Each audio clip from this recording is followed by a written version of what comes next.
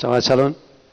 Padre Celestial, te damos gracias por este día. Gracias, Señor, por este primer Shabbat del año. Te alabamos, Señor, te bendecimos, te damos toda la gloria, toda la honra, todo el poder y toda la alabanza.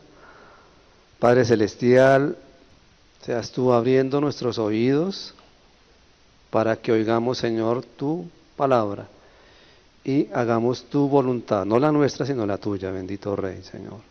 Que oigamos con nuestros oídos espirituales, bendito Rey, para hacer conforme a todo lo que está escrito en tu palabra, Padre. Y a través de esta historia de José, Señor, que dejó muchas enseñanzas, muchas lecciones, Señor, podamos, Señor, poner en práctica y tener el amor tuyo, bendito Hachén, Señor. Te damos muchas gracias, Padre Santo. Seas tú guiándome a través de tu Espíritu Santo en esta mañana, bendito Rey, Señor. Te alabamos y te bendecimos y te damos muchas gracias. Amén. Bueno, la parachá de esta mañana es la parachá número 11. La parachá se llama Vayigás, que va desde Génesis 44:18 al 47:27. Vayigás traduce y se acercó, refiriéndose al primer versículo de la parachá, el cual dice: entonces Judá se acercó a él. Judá se acercó a José para interceder por su hermano Benjamín. Entonces voy a hacer un resumen de la parachá, una introducción, y luego vamos a hablar de la parachá en sí. Vamos con el resumen. Dice que debido a que la copa de plata de José se encontró en la bolsa de Benjamín, José exige que Benjamín se quede como esclavo suyo en Egipto, mientras que sus otros hermanos regresen nuevamente a su tierra. Entonces Judá intercede por su hermano Benjamín ante José, al punto de ofrecerse en su lugar como esclavo. Precisamente Judá fue el quien tramó la venta de José, y ahora es quien dice que no puede regresar ante su padre Jacob sin su hermano menor, porque pues Jacob dijo que de los dos hijos que le había dado Raquel, uno salió de su presencia, y si se llevan a su otro hijo menor, que es Benjamín, y le sucede algún desastre, harían descender sus canas con dolor al Seol.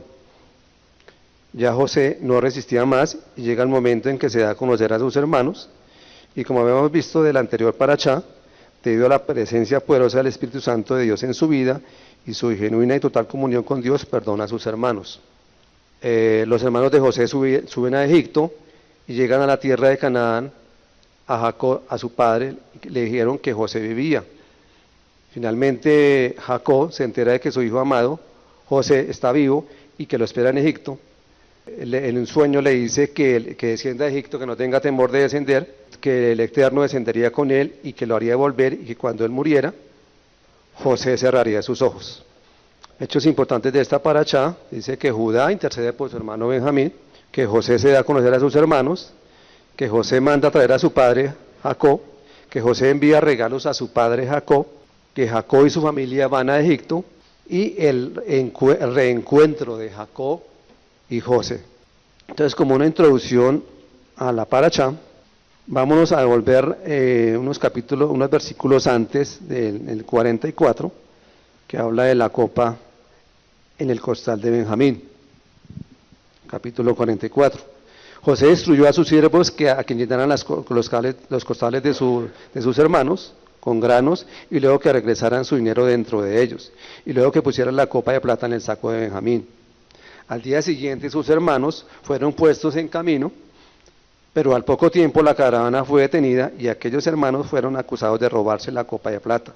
Ellos defendieron su integridad y declararon que si la copa era encontrada en alguno de los costales, el dueño del costal moriría, y el resto de ellos permanecería en Egipto como esclavos.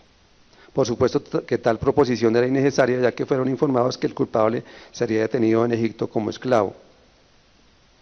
Cuando está refiriéndose a que uno de sus hermanos dijo que tal moriría, pues no tiene poder, ¿no? Porque solamente la maldición y la bendición pues tiene que ser de una persona de autoridad.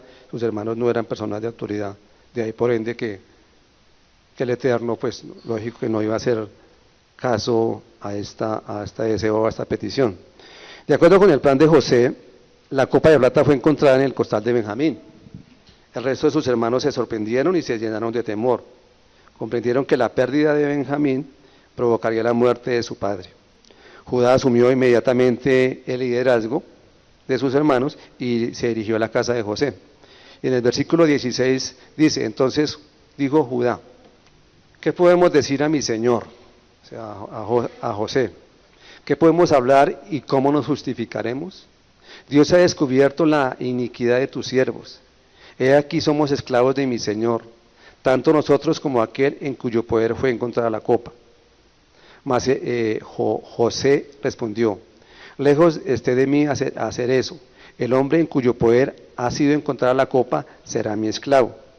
Pero vosotros subid en paz a vuestro padre. José solamente pidió que Benjamín permaneciera en Egipto.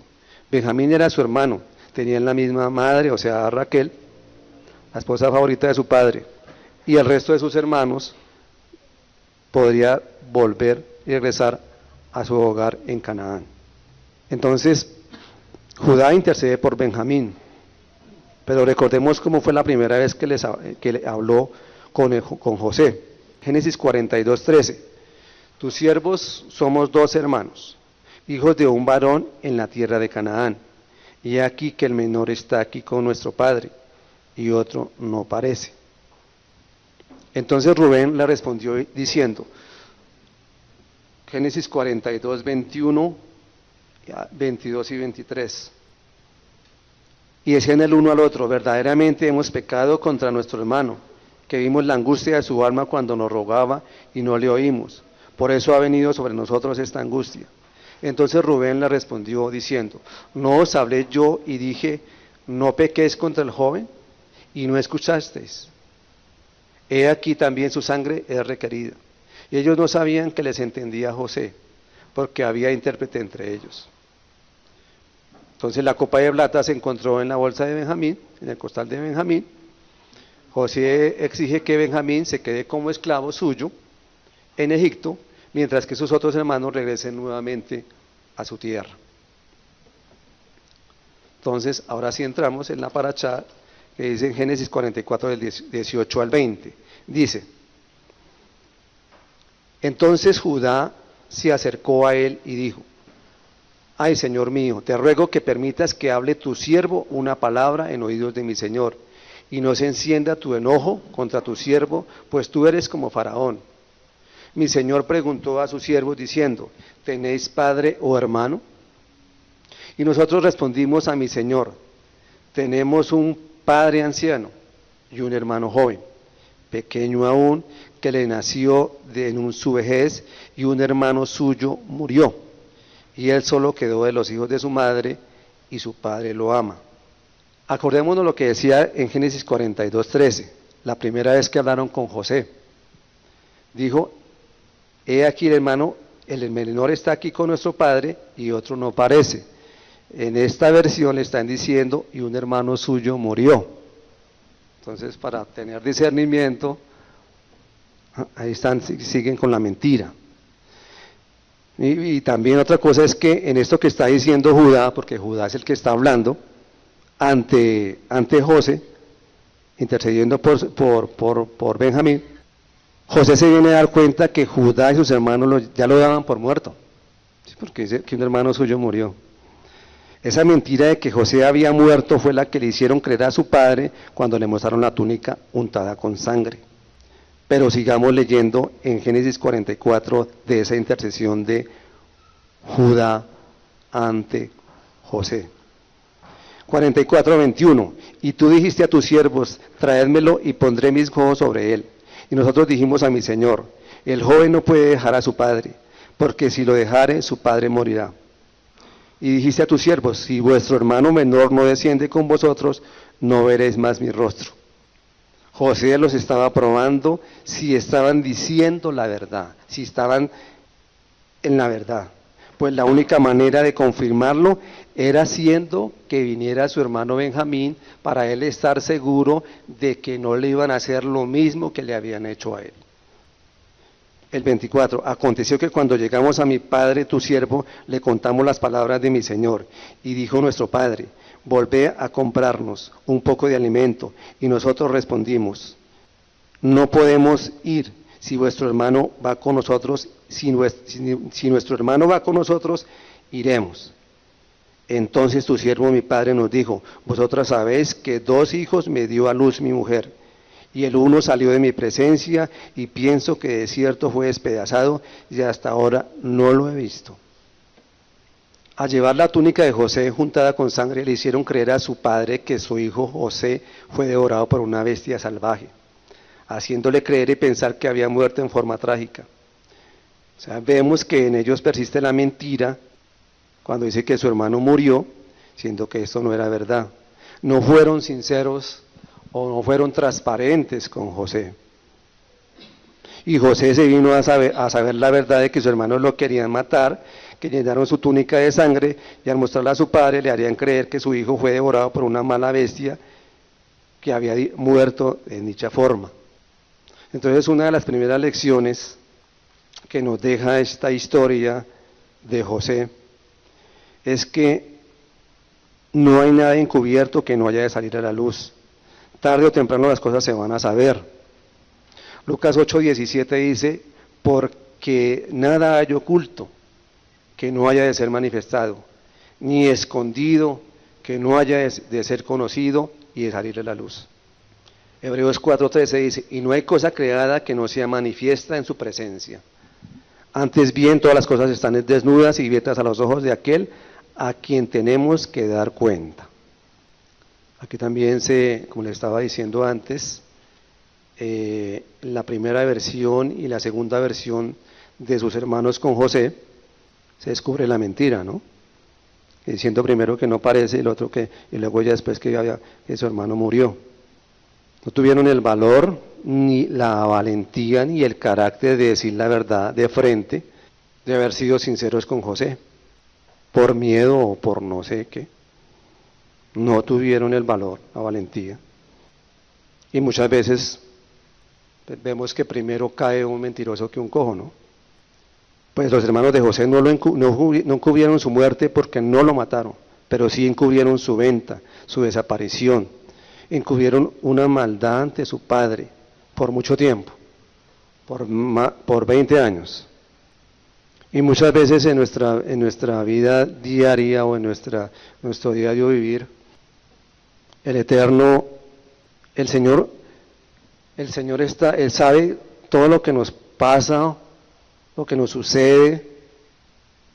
No estamos exentos de que fallemos, que la embarremos y que hayamos hecho algo que no es del Señor, como en el caso de sus hermanos, de encubrir un hecho que no está bien, que no es de Dios. Pero tenemos que ser valientes y tener el carácter y reconocer nuestra falla, nuestro pecado. Proverbios 28:13 dice, el que encubre sus pecados no prosperará, mas el que los confiesa y se aparta alcanzará misericordia. Si nosotros encubrimos nuestros errores, si no somos sinceros y mucho más delante del Eterno y no con nuestro prójimo, pues no estamos haciendo nada, ¿no? Estamos encubriendo el pecado y estaríamos siendo peor que los hermanos de José al haber hecho esta conspiración de matarlo, ¿no? Y esta fue una intercesión de su hermano, permítame la redundancia, de su hermano ante su hermano, porque pues ellos no sabían que José estaba de gobernador en Egipto. Si nosotros nos ponemos a interceder, no delante de un hombre, sino delante del Eterno, pues nosotros no podemos ir con mentiras, con medias verdades, porque media verdad es mentira, tratando de ocultar lo que hicimos en un momento dado, porque el Señor sabe todas las cosas. A Él no le podemos esconder y ocultar nada, Él lo sabe todo. Y tenemos que ir con manos limpias, si queremos que Él nos escuche la petición o la intercesión que estamos haciendo ante Él por los demás. Y precisamente, pues aquí tenemos un grupo de intercesoras que tienen que primero ir con las manos limpias, purificados sus corazones, para que el Señor escuche la petición de sus labios. Siguiendo con Génesis 44, del 33 al 34, dice: Te ruego por tanto que quede ahora tu siervo en lugar del joven por siervo de mi Señor, y que el joven vaya con sus hermanos. Porque ¿cómo volveré yo a mi padre sin el joven? No podré, por no ver el mal que sobrevendrá a mi padre. Aquí Judá se comprometió con su padre a dar cuenta, a responder por lo que pudiera pasar con su hermano Benjamín. La primera vez, y a raíz de su envidia, de su egoísmo, y movidos por la envidia, en fin, no les preocupó ni se angustiaron. Y en esta ocasión, en la que se ven en aprietos, ya se interesan por su padre y por lo que el desenlace con su padre. Judá recordaba que él había sido responsable por vender a José. Ahora, además de que la conciencia le molestaba realmente, estaba dispuesto a poner su vida por la de Benjamín. Ahora sí como que se toma en serio que realmente no podían llevar más sufrimiento a su padre, si realmente querían honrarlo como debía ser. Génesis 45. No podía ya José contenerse delante de todos los que estaban al lado suyo y clamó: haced salir de mi presencia a todos, y no quedó nadie con él al darse a conocer José a sus hermanos. Entonces se dio a llorar a gritos, y oyeron los egipcios, y oyó también la casa de Faraón. Meditando en esto que le pasó a José, José pudo haberse preguntado: ¿por qué me hacen esto a mí? ¿Por qué a mí? Porque era el plan de Dios para él. A José le dolió en su corazón, pues en la carne quería haberlos acabado, haberlos destruido, haberlos matado, pero estaba en el espíritu. Vino a saber lo que hicieron sus hermanos, de cómo fue la conspiración de ellos para deshacerse de él, por la envidia, pero ya los había probado, y los había probado en una forma tal que cuando llegó Benjamín con ellos y lo sentó a la mesa, a Benjamín le hizo servir 5 veces más de comida, de alimento para él, y ellos ahí sí no refutaron nada. Y mirar la cara que ellos se hacían entre sí, y él los estaba probando.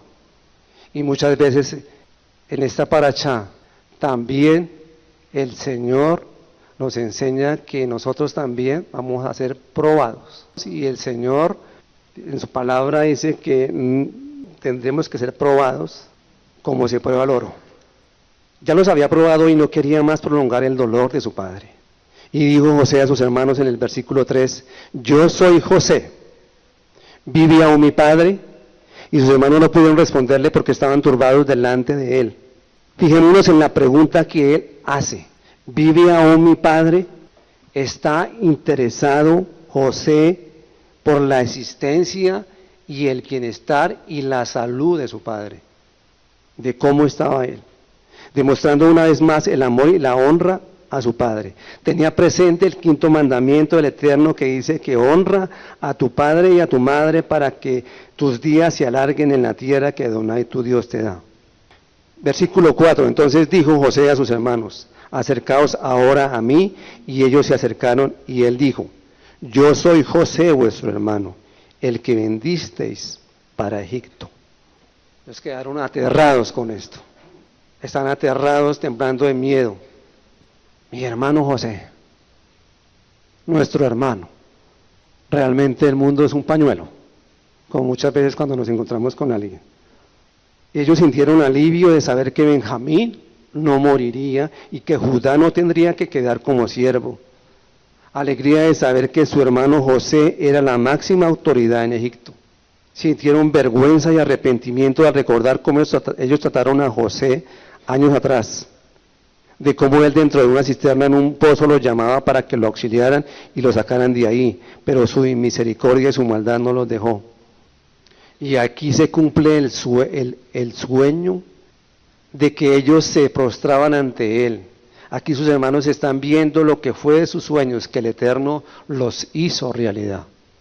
Cuando soñó lo del sueño de las estrellas y la luna y las espigas, que 11 espigas se inclinaban delante de ella, porque el Señor, además de que le dio los sueños, le dio la interpretación de los sueños.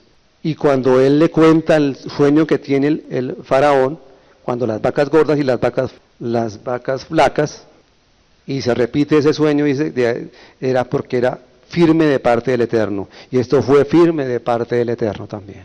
Ellos tenían también de ese momento, además de estar tranquilos en cierta forma, entre comillas, porque no iban a quedar como siervos, ni iba a morir Benjamín, tenían de todas maneras el temor de que pensar que él estaría enojado con ellos y que podría hacerles algún daño mayor, o en su defecto vengarse de ellos.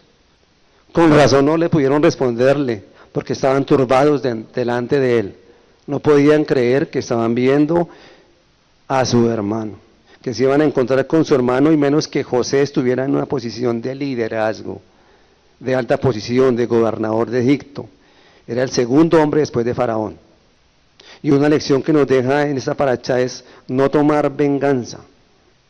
José puso la ofensa en las manos de Dios y confió que el Eterno trataría y rearguiría a sus hermanos de tan grande ofensa. Por eso cuando alguien nos hace algo, nuestro hermano en la fe nos hace algo, debemos desde bendecirlo y no maldecirlo. Y José puso esa ofensa en las manos de Dios y confió que el Eterno lo iba a sacar adelante, porque él permitió que hubiera hambre en la tierra de Canaán y que Jacob y su familia fueran a Egipto en busca de comida, de alimentos, y se encontrarían con José su hermano, el que les iba a dar esa provisión, a preservar esa posteridad como familia y a la vez como de una nación como era Israel. Romanos 12:19, no os venguéis vosotros mismos, amados míos, sino dejar lugar a la ira de Dios. Porque escrito está, mía es la venganza, yo pagaré, dice el Señor. El Eterno quiere que nosotros dejemos que Él obre en la vida de nuestros enemigos, si es que realmente ellos son nuestros enemigos. O hasta qué punto vemos al hermano como enemigo nuestro, o a nuestro hermano en la sangre como enemigo nuestro. Cuando nosotros tratamos de vengarnos o pagarle lo que han hecho, pues el Eterno no puede actuar, no puede hacer el plan que Él tiene previsto. En este caso, Él dejó y permitió que sus hermanos lo vendieran y lo trajeran a Egipto. ¿Para qué? Porque él iba a permitir que hubiera hambre en Egipto, en Canaán. Tenían que ir a Egipto. Entonces vemos que el plan de Dios es perfecto, pero cuando nosotros metemos la mano, pues el Eterno no puede obrar. Romanos 12:20 al 21 dice, así que si tu enemigo tuviere hambre, dale de comer, si tuviere sed, dale de beber, pues haciendo esto, ascuas de fuego amontonarás sobre su cabeza. No seas vencido de lo malo, sino vence con el bien el mal. Sigamos con Génesis 45. El 5 dice, ahora pues no os entristezcáis ni os pese el haberme vendido aquí, pues para preservar vidas me envió Dios delante de vosotros. Y Génesis 45, 14 y 15 dice, y se echó sobre el cuello de Benjamín su hermano, y lloró, y también Benjamín lloró sobre su cuello. Y besó a todos sus hermanos y lloró sobre ellos en el 15, y después sus hermanos hablaron con él. Otra lección, el perdón. Indudablemente no puede faltar en lo que vemos en la historia de José. Él los perdona.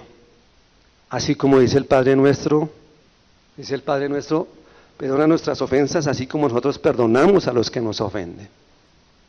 Y muchas veces, lo digo personalmente, yo le pido al Eterno, cuando tomo la oración de modelo del Padre Nuestro, le digo, Señor, dame también ese corazón perdonador para perdonar a los que me ofendan, porque estamos poniendo, o sea, estamos asemejando al Eterno, cuando Él perdonó lo que le hicieron, cuando Él dice, perdonad a vuestros enemigos, orad por los que los persiguen, y no maldigáis. Y no solamente por amor lo debemos hacer, como lo hizo José, por obediencia al Eterno, sino por amor, y también porque realmente el perdonar, cuando nosotros perdonamos nos estamos liberando, estamos desatando a la otra persona para que esa persona también reciba la bendición del Eterno y el Señor tenga misericordia. Por eso yo esta mañana buscaba la cita de la Habdará y yo decía, es la misericordia tuya, porque dice que será amplio en perdonar.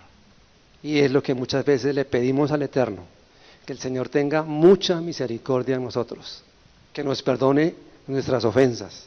Debemos pasar por alto la ofensa, que podemos vencer el mal con el bien, que en Yeshua somos más que vencedores.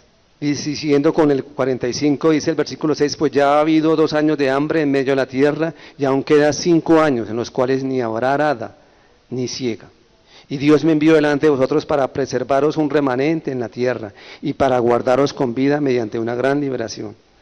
Así pues, no me enviasteis vosotros acá, sino Dios que me ha puesto por padre de Faraón y por señor de toda su casa y por gobernador en toda la tierra de Egipto. El propósito de Dios en la vida de José era preservar la vida con alimento para su familia. La misericordia y la gracia de Dios fue grande con sus hermanos. Ellos en un momento y movidos por sus sentimientos egoístas actuaron injustamente, pero esto era necesario para que el plan de Dios se cumpliera. Y Romanos 8:28 dice, y sabemos que a los que aman a Dios, todas las cosas les ayudan a bien, esto es, a los que conforme a su propósito son llamados. Y eso es lo que nosotros muchas veces debemos de ver, que todas las cosas nos ayudan para bien. Después de haber pasado todas estas cosas, que sus hermanos lo odiaran, lo vendieran, que fuera esclavo, que fuera acusado injustamente por la esposa de Potifar, de haber sido acusado de haber abusado de la esposa de Potifar, y puesto en la cárcel, José entendió el propósito de Dios en su vida. El Eterno lo mandaba para preservar las vidas, la vida de su pueblo Israel. Dios utilizaría a José para preservar la vida de la familia de Jacob, salvar a Egipto y preparar el camino para el inicio de la nación de Israel. Y el Eterno el Eterno no es hombre para que mienta, ni hijo de hombre para que se arrepienta, y cuando el Eterno les dio la bendición, iban a ser prosperados y que iban a ser numerosos, a multiplicarse en la tierra, pues precisamente aquí el Señor está cumpliendo su promesa, porque Él permite que haya esa hambre en Canaán y que vayan a Egipto y sean alimentados y provistos para mantener una nación de Israel y se multiplicaran. Sus planes no cambian por lo que hagan los hombres. Cuando otros intenten hacerle mal, recuerde, hermanos, que son solo herramientas de Dios. Esto fue lo que quiso decir José a sus hermanos en el capítulo 50, versículo 20, cuando dice, vosotros pensasteis mal contra mí, mas Dios lo encaminó a bien, para hacer lo que vemos hoy, para mantener en vida a mucho pueblo. El Eterno no permitió que sobre José viniera el mal, más bien que viniera el bien, que viniera la bendición. Y eso es tener fe en el Eterno. Pues dice el Salmo 27:13, dice, hubiera yo desmayado si no creyese que veré la bondad de Adonai en la tierra de los vivientes.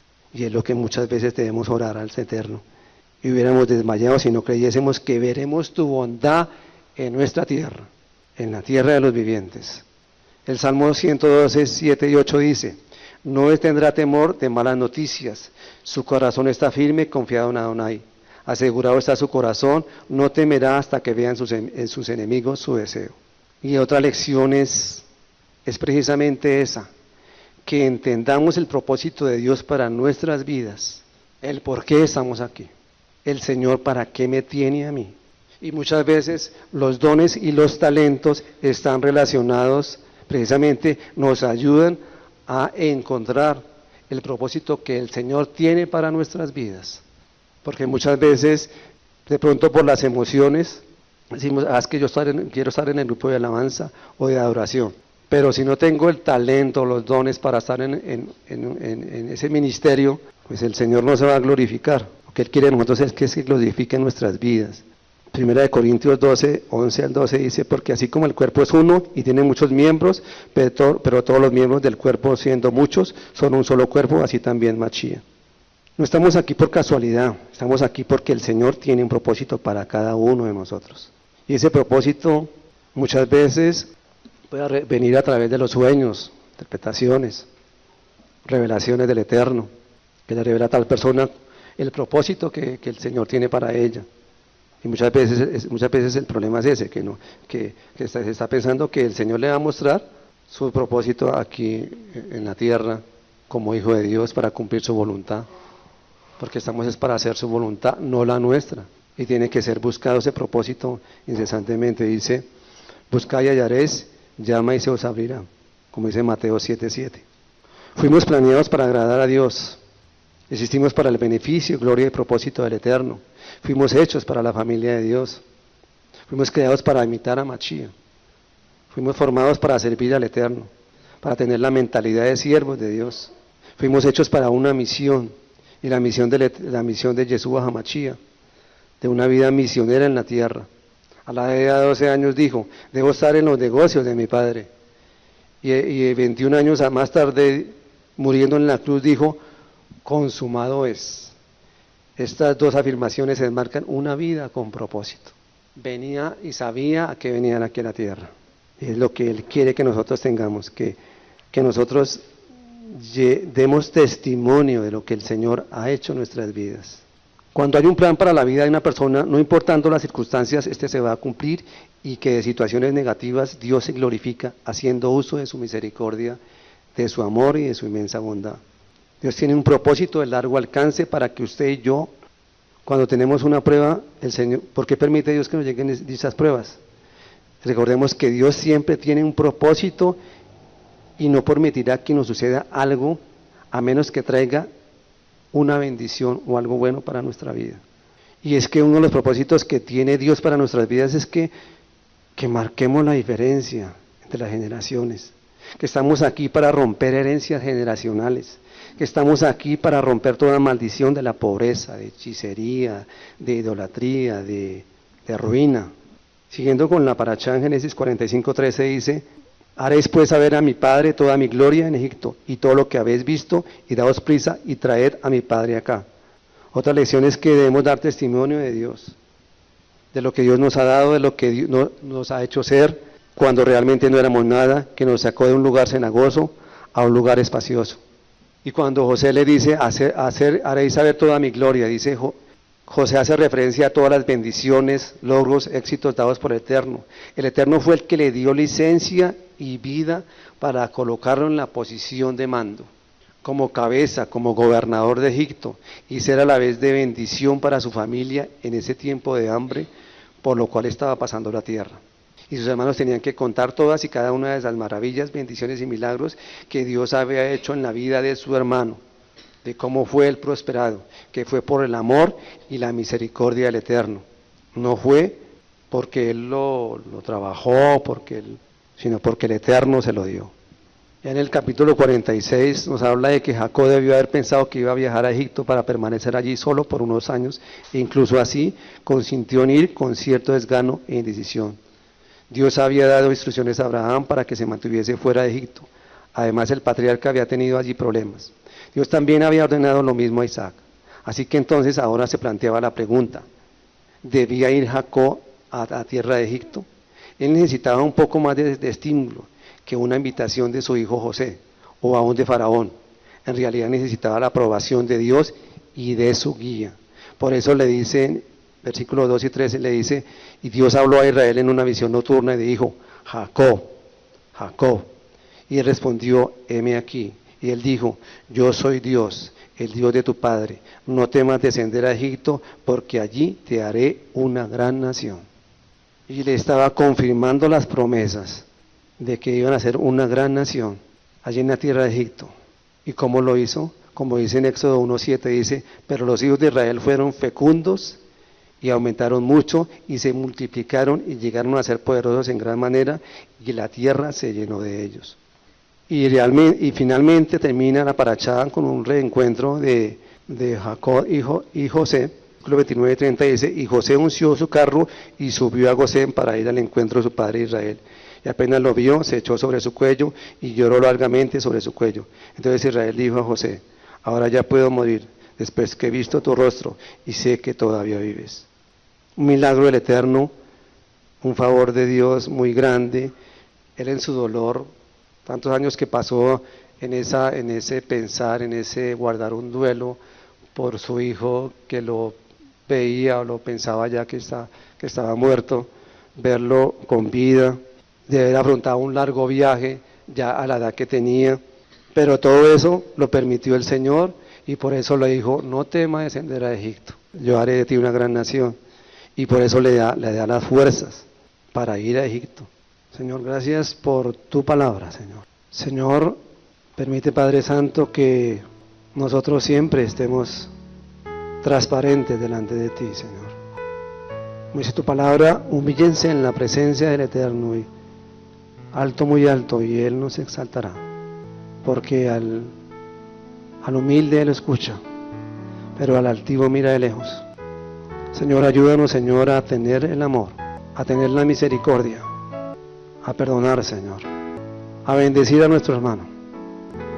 Solamente, Señor, a través con tu amor, Señor, y teniendo un corazón perdonador, Señor, para poderlo perdonar, para poder liberar, bendito Rey, Señor, y para que, Señor, ser hijos tuyos, Señor, para asemejarnos a ti, Señor, en cuanto al amor, en cuanto a la misericordia, en cuanto a la bondad, bendito Rey, Señor.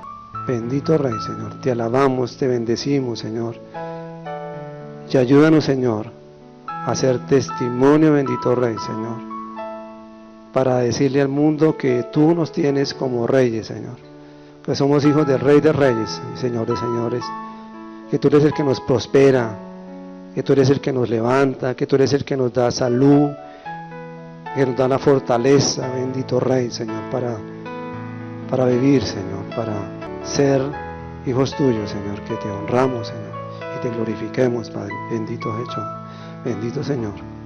Te alabamos, te bendecimos y te damos muchas gracias. En Yeshua HaMashiach. Amén.